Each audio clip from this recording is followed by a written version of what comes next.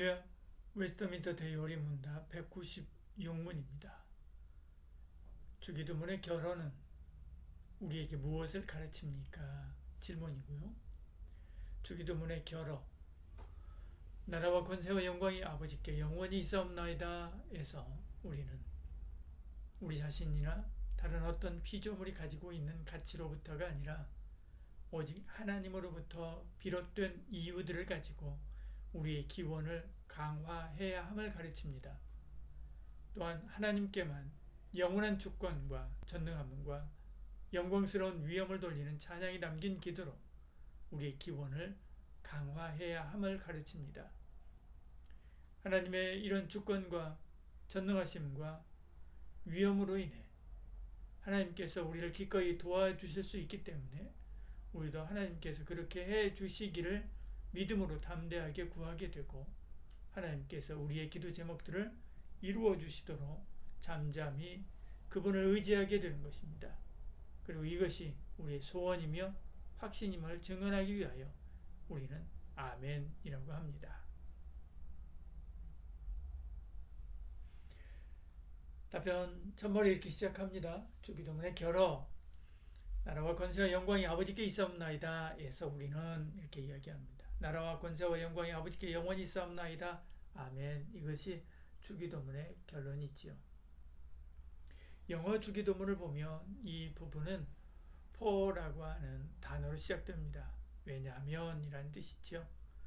우리가 하나님께 기도해야 되는 이유를 말하는 것입니다. 우리가 하나님께 기도해야 되는 이유는 나라가 하나님께 영원히 있기 때문에 그렇습니다. 다시 말해 하나님께서 모든 나라와 민족을 다스리기 때문에 그렇지. 우리가 하나님께 기도해야 되는 이유는 권세가 하나님께 영원히 있기 때문에 그렇습니다. 큰 능력이 주께 있기 때문에 그렇지요. 그래서 찬송도 능력 주께 있네라고 합니다. 우리가 하나님께 기도하는 이유는 영광이 하나님 아버지께 또한 있기 때문에 그렇습니다. 우리 기도에 응답하심으로써 하나님이 영광 받으셔야 하기 때문에 그렇지요. 답변 이어서요. 우리 자신이나 다른 어떤 피조물이 가지고 있는 가치로부터가 아니라 오직 하나님으로부터 비롯된 이유들을 가지고 우리의 기원을 강화해야 함을 가르칩니다. 말합니다. 쉽게 말하면 이런 것입니다. 우리의 기도는 우리 자신이나 다른 어떤 것 때문에 응답받는 것이 아니라 전적으로 하나님의 긍휼의 결정에 달려 있다는 것이죠. 불교에서는 오체투지 기도법이 있습니다. 신체의 5부분인 머리, 2손, 2무릎을 땅에 닿게 해서 존경과 겸손을 표하는 그런 기도지요. 투지는 던진다라고 하는 것입니다. 온몸을 땅에 던져 납작엎드려 절하는 것입니다. 특히 티베트 불교에서 이 기도를 많이 하는데 티베트의 한 순례자는 이렇게 기도하면서 2100km를 기도하기도 했습니다. 그는 하루에 6km를 이동하면서 7개월을 기도했지요. 우리나라에서도 2008년 국토순례단이 지리산에서 임진각까지 124일간 355km를 기도하면서 이동하기도 했지요. 그들의 기도는 정말 간절합니다. 그 간절함을 보면 어떤 신이든 들어주는 것이 당연할 것 같습니다. 물론 우리도 그렇게 간절히 기도해야 되지요. 예수님도 땀방울이 핏방울이 되도록 기도하셨습니다. 그러나 하나님은 그런 간절함을 보고 기도를 들어주는 것이 아닙니다. 간절함을 보고 응답하는 것이 아닙니다. 하나님의 긍휼함입니다. 다니엘은 하나님의 응답은 인간의 공로나 간절함이 아니라 전적으로 하나님의 긍휼에 의존한다 라고 다니엘서 9장 18절에 말씀했습니다. 하나님께서 우리의 기도를 들으시는 것은 우리의 선이나 간절함이나 의로움 때문이 아닙니다. 전적으로 하나님의 자비와 긍휼 때문에 그런 것이죠. 이 마지막 부분은 바로 그것을 적시하고 있는 것입니다.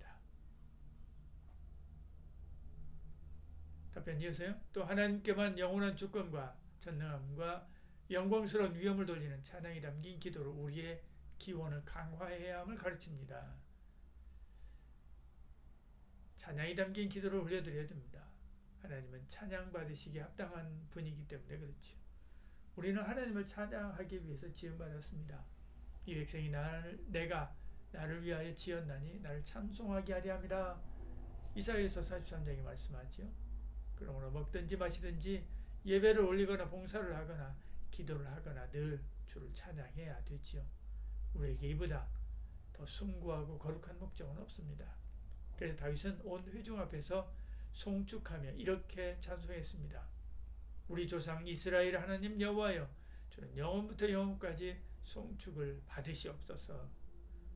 우리 이런 믿음의 고백으로 하나님 앞에 나가야 됩니다. 찬양이 담긴 이런 기도에 우리의 소원을 담아 올려드려야 되지요.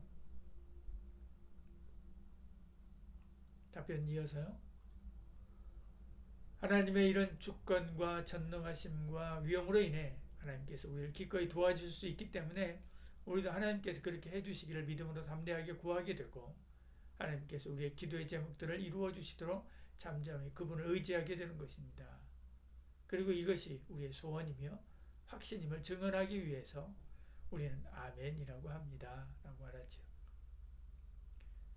하나님은 그 막강한 주권과 전능하심과 위엄으로 우리를 기꺼이 돕기 원하십니다. 아니, 성자 예수님은 십자가에서 위엄과 영광조차 내려놓고 우리를 위해 죽으심으로 살려주셨죠. 이 사실을 믿는다면 무엇이든 담대히 구할 수 있습니다. 우리의 기도 제목을 이루어 주실 것이라고 믿고 무엇이든 믿고 맡기는 것이지요. 아이들이 어려서는 부모에게 묻고 그리고 전적으로 의존합니다. 그러다가 커서는 말도 하지 않고 자기 혼자 어떤 일들을 해결하려고 하죠. 그러다가 문제가 커져서 왜 미리 말하지 않았느냐라고 말할 때가 있습니다. 그럼 아이들은 이렇게 대답하죠. 어차피 들어주지도 않을 것이고 또 어떻게 할 수도 없는 것이라서 말 안 했어요. 그렇게 이야기하죠. 어차피 내 요구를 듣지도 않고 라고 하는 말은 부모님도 바빠서 나를 기꺼이 도와주지 않을 것이다 라고 하는 말이죠.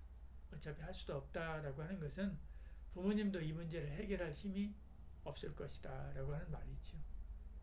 그래서 도움을 구해야 할 적기에 그러지 않아서 나중에 문제가 커지는 것입니다. 그 말이 옳기도 하지요. 그러나 하나님은 그렇지 않습니다. 전능하십니다. 무엇이든 해결할 수 있습니다. 기꺼이 우리를 위해서 시간을 내십니다. 손해도 감수하지요. 예수님은 우리를 위해서 목숨까지 드렸던 것을 보지요. 이렇듯 기꺼이 도와주실 수 있기 때문에 우리도 담대하게 구하게 되고 하나님께서 이루어 주시도록 전적으로 의지하게 되는 것입니다.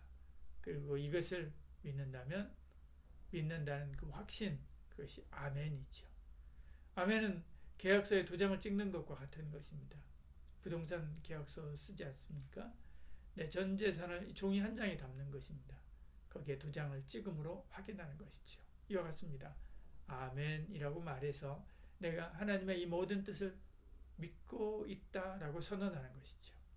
성경의 수많은 믿음의 선진들이 이렇게 믿음의 기도로 위기를 이겨냈습니다. 여호사밧을 보십시오.